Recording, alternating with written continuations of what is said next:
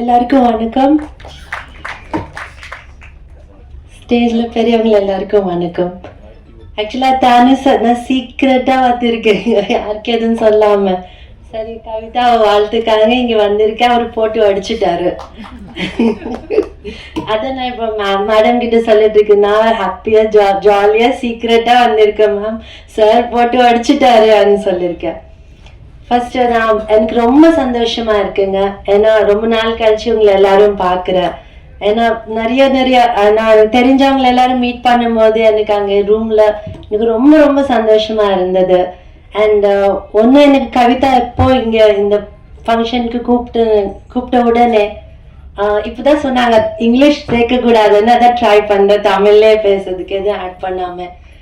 So எனக்கு first நாங்கள் எந்த ஹீரோயின் ஆகட்டும், எந்த படம் ஆகட்டும், எந்த ப்ரொடியூசர் ஆகட்டும், எந்த டைரக்டர் ஆகட்டும், யார் வந்தா கூட எங்களை எல்லாரையும் ஜனங்க கிட்ட கொண்டு போறது நீங்க பிரஸ் மட்டும்தான், பத்திரிகைக்காரா மட்டும்தான். அப்படிப்பட்ட அவங்க எப்பவுமே முன்னுக்கு இருந்து எங்களை முன்னுக்கு வச்சு அவங்க பின்னுக்கு இருந்து எங்களை சப்போர்ட் பண்ணுவாங்க. அப்படி இருந்து இப்போ கவிதா அப்படியே ஒரு பத்திரிகைக்காரனா வந்து என்ன ஒரு ப்ரொடியூசரா இங்க வந்து நின்று இருக்காங்க. அதுக்கு எனக்கு ரொம்ப பெருமையா இருக்கு. ஸோ அந்த விஷயத்துக்காண்டி நான் அவங்க எப்போ கூப்பிட்டாலும் நான் வருவேன் அவங்களுக்காண்டி. அண்ட் இன்னொன்று, as a women first time ஒரு பெண் வந்து நிறைய பெண்கள் பண்ணியிருக்காங்க, ப்ரொடியூஸ் பண்ணியிருக்காங்க. பட் இருந்தாலும் ஒரு பத்திரிகையால இருந்துட்டு அவங்க மெதுவா படி ஏற்று அவங்க சொந்த உழைப்புல இங்க இவ்வளோ தூரம் வந்திருக்காங்க. அதுக்கு எனக்கு ரொம்ப பெருமையா இருக்கு. அண்ட் இன்னொன்னு, எல்லாரும் சொல்றாங்க சின்ன படம் பெரிய படம்னு. எனக்கு அதெல்லாம் தெரியல, எனக்கு ஒரு நல்ல படமா தான் தெரிஞ்சது. ஏன்னா ட்ரைலர் பார்த்தேன், அது வந்து ரொம்ப ஃபாஸ்டா ரொம்ப நான் இப்ப இருக்கிற ட்ரெண்டுக்கு கூடி இருந்தது, அந்த மாதிரி இருந்தது. மியூசிக் ரொம்ப நல்லா இருந்தது, ஸ்கிரீன் பிளே, டிரெக்ஷன் எல்லாமே சூப்பர்பா இருந்தது ட்ரெய்லர்லயே. ஸோ நான் படம் கூட நான் யோசிக்க முடியும் எவ்வளோ நல்லா இருக்கும்னு சொல்லி. அப்படியே நீங்க எல்லாருமே வந்து ஒரு நல்ல படத்து, எல்லா நல்ல படத்துக்கு எப்படி நீங்க சப்போர்ட் தருவீங்க, எப்படி ஜனங்களுக்கு முன்னாடி கொண்டு போவீங்க, அதே மாதிரி இந்த படம் கூட நீங்க அப்படி சப்போர்ட் பண்ணி ஜனங்களை முன்னாடி கொண்டு போய் நிக்கணும், வெற்றிகரமா பண்ணணும். All the very best to the whole team and நன்றி. எல்லாருக்கும் வணக்கம். அது வந்து அந்த பசங்க அங்கே உட்காந்துட்டு இருக்கும்போது பாவம்னு முதல்ல சொன்னதே பாக்யராஜ் சார் தான்.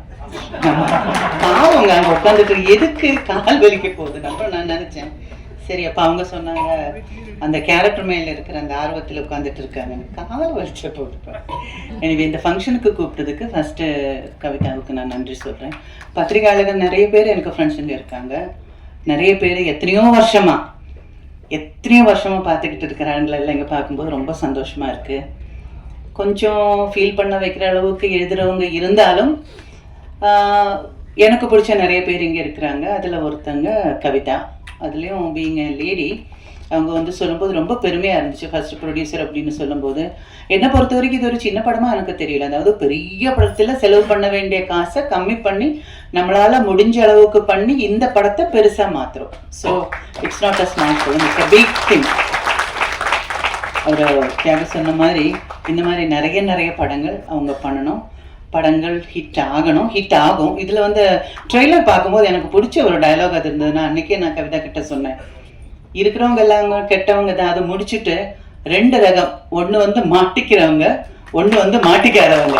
எனக்கு அந்த டயலாக் ரொம்ப பிடிச்சிருக்கு. அதுவும் இல்லாமல் இதில் பண்ணியிருக்கிற ஒவ்வொரு கேரக்டர்ஸும் அதுக்காக அவங்க செலக்ட் பண்ணியிருக்கிற ஃபேஸஸ் பொருத்தமாக இருந்த மாதிரி நான் ஃபீல் பண்ணேன். அதில் நடிச்சிருக்கிற எல்லாருக்கும் என்னோட வாழ்த்துக்கள். இந்த படம் பெரிய வெற்றி ஆகணும். அதுவும் இல்லாமல் வெற்றிகரமான ஒரு வழிக்கு கொண்டு போக வேண்டியது உங்கள் நண்பர்கள் பத்திரிகையாளர்கள் கொண்டு போகணும். அது நம்ம டியூட்டி மாதிரி நம்ம நினச்சிட்டு இந்த ஃபங்க்ஷனுக்கு என்னை கூப்பிட்டதுக்கு மறுபடியும் நன்றி சொல்லிக்கிட்டு 100ஆவது நாள் ஃபங்க்ஷனுக்கு மறுபடியும் பார்ப்போம்.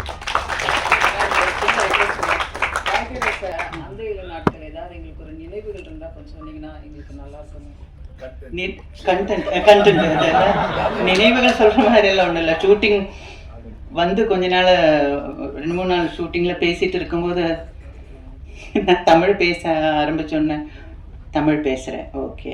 அப்புறம் கொஞ்ச நாள் டைரக்டர் சாரே சொன்னார், இந்த படம் முடியும் போது ஒன்று நான் தமிழ் மறந்துடுவேன், இல்லை நான் நல்லா மலையாளம் பேசுவேன் அப்படின்னு சொன்னது அந்த ஞாபகம் எனக்கு இருக்குது. அப்புறம் வந்து அதில் ஒரு சீன் பண்ணும்போது அந்த நைட்டு லேட்டாக வருவார், பாக்யராஜ் சாரும் கோபியும் லேட்டாக வருவாங்க. வந்தோடனே இந்த வீடு வாடகைக்கு கொடுக்கும்போது உனக்கு நான் என்ன சொன்னேன் அப்படின்னு கேட்கும்போது எந்த பரஞ்சு அப்படின்னாங்க. 9 மணிக்கு மேலே டோர் திறக்க மாட்டேன்னு சொன்ன ஞாபகம் இருக்கா அப்படின்னாங்க. ஆமாம் அப்படின்னு சொல்லிட்டு ஏதோ சொல்லும்போது என்ன மூஞ்சி சுழிச்சுக்கிட்டு பதில் வருது அப்படின்னு நான் கேட்பேன். அப்போ சார் வந்து அப்புறம் நான் சொல்லுவேன் கொஞ்சம் சிரிச்சுக்கிட்டு சொல்லாமன்னு சொல்லும்போது அவர் ஒரு மாதிரி மூஞ்சி வச்சுக்கிட்டு சிரிச்சுக்கிட்டு சொல்லுவாங்க. அப்போ அந்த டேக்கில் நான் சொன்னேன் இதுக்கு முன்னால் இருந்த மூஞ்சியே பரவாயில்ல அப்படின்ற மாதிரி நான் சொல்லுவேன். எனக்கு சொன்னதுக்கு அப்புறம் தான் சொல்லியிருக்க கூடாதோ அப்படின்னு ஃபீல் வந்து நான் சார் நான் அது சொன்னால் பரவாயில்லையா அப்படின்னு கேட்டேன். சொல்லணும் அப்படின்னாங்க. எனக்கு அது ரொம்ப ப்ரௌடாக ஃபீல் பண்ணேன். ஏன்னா பெரிய டைரக்டர், அந்த டைமில் நான் வந்து மலையாளத்துலேருந்து வந்திருக்கேன், புது ஆள், பெரிய டைரக்டர், பெரிய ஒரு இடத்துல இருக்கிறவங்க வந்து வேண்டாம் அப்படியெல்லாம் சொல்லக்கூடாது அப்படின்னு வேணும்னா சார் சொல்லியிருக்கலாம். ஆனால் நான் அந்த சொன்னது அந்த டயலாக் வந்து அந்த சினிமாவில் பெரிய ஒரு எல்லாரும் பேசப்படுற ஒரு சீனாக மாறிடுச்சு. அந்த டைமில் என்ன திட்டாமல் என்கரேஜ் பண்ணதுக்கு ரொம்ப நன்றி மாதவன். ஏன்னா சார் நினச்சிருந்தா அதெல்லாம் வேண்டாம் சொல்லி கொடுத்த சொன்னால் போதும் அப்படின்னு. பட் ரொம்ப நல்ல நினைவுகள் தான் அந்த நாட்கள். பெரிய ஹிட்டாக பண்ணி கொடுத்து கிளைமேக்ஸ் வந்து கொஞ்சம் லேட்டாக தான் நம்ம ஷூட் பண்ணோம். பட் எனக்கு என்னோட என்ன சொல்கிறது கரியரில் பெரிய ஒரு டேர்னிங் பாயிண்ட் கொடுத்த ஒரு ஃபிலிம். இப்போவும் எங்கேயாவது போகும்போது கூட அந்த நாட்களை பற்றி தான் நிறைய பேசுகிறாங்களே தவிர, அதாவது வசந்தின்ற பேர் இன்னும் ஆளுங்க மனசில் இருக்கிறது only because of our great director Bhagyaraj sir. Thank you so much. குலசையிலே வீட்டிலிருந்து என்னை நித்தமும் வழிநடத்தி கொண்டிருக்கும் என் தாய் முத்தாரம்மையை வணங்கி, மேடையில் இருக்கிற அத்தனை பெரியவர்களையும் வணங்கி, உண்மையிலே ரொம்ப சந்தோஷமாக இருக்குது இந்த படத்தில் வந்து நான் நடித்தது. முன்னாடி எல்லாரும் கேமரா வச்சு எங்களை படம் எடுத்துகிட்டு இருக்கிறதுனால தான் நாங்கள் என்ன சொல்ல வரோம், அடுத்தடுத்து நீங்கள் சரியாக எழுதணும், நிறைய விஷயங்கள் நீங்கள் எழுதுறதை வச்சு தான் அடுத்தடுத்த நிலைக்கு அக்கா வந்துக்கிட்டு இருக்கேன். அதில் வந்து நான் அவங்க எல்லாருக்கும் நன்றி கடன் பட்டிருக்கேன். அதை வந்து ரொம்ப பாசமாக சொல்லிக்கிறேன்.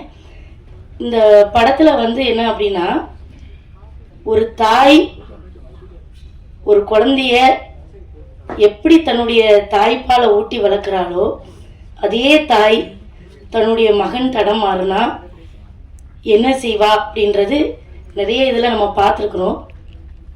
அதை தான் இந்த திரைப்படத்தில் ரொம்ப அழுத்தமாக சொல்லியிருக்காங்க. இந்த கதாபாத்திரத்தை எனக்கு கொடுத்த இயக்குனர் தம்பிக்கு ரொம்ப நன்றி. அவர் எங்கள் ஊருக்காரர் தான். எப்போவுமே பொதுவாக நிறைய பேசணும்னு நினைப்பேன். இன்றைக்கி வந்து நிறைய சிறந்த பேச்சாளர்கள்லாம் இருக்கிறதுனால எனக்கு கொஞ்சம் பயமாக இருக்குது. ஏன்னா வந்து பாக்யராஜ் சார் இருக்கிறாங்க, தியாகராஜ் சார் இருக்காங்க, இவங்க முன்னாடி வந்து இன்றைக்கி நான் பேசுகிறேன் அப்படின்னு சந்தோஷம். இன்னொன்று அம்பிகா மேம் இருக்காங்கல்ல, எங்கள் வீட்டுக்கார அவிகளை பார்த்தோடனே கடும் சந்தோஷம் இருக்குது. சரி, ஏதோ எல்லாரும் முடிஞ்ச சின்ன உதவி வாழ்க்கையில் அவங்களெல்லாம் நம்ம பார்க்க முடியுமா இன்னைக்கு? மேடம் ரொம்ப சந்தோஷம் மேடம், ரொம்ப மன திருப்தி எங்களுக்கு. ஏன்னா இப்படி ஒரு மேடையில் நின்று நடிகர்கள் முன்னாடியெல்லாம் உட்காந்து மைக்கில் பேசுகிறது எனக்கு ரொம்ப சந்தோஷமாக இருக்குது. இதுக்கு மேலே எனக்கு பேசுகிறதுக்கு ஒன்றுமே ஓடலை. என் பையன் வந்து 12ஆப்பு படிச்சுக்கிட்டு இருக்கான், அவன் நல்லா பரீட்சை எழுதணும். அதனால் அக்கா வந்து என் பிள்ளை லாயெல்லாம் படிக்காது, நீங்களாம் உட்காந்து சொல்லித்தர போறீங்கன்னு கேட்காதீங்க, கொண்டு போய் டியூஷனில் விடணும், லேராகிடுச்சு. அதனால் எல்லாரும் சீக்கிரமாக என்னுடைய உரையை முடிச்சுக்கிறேன். ரொம்ப நன்றி.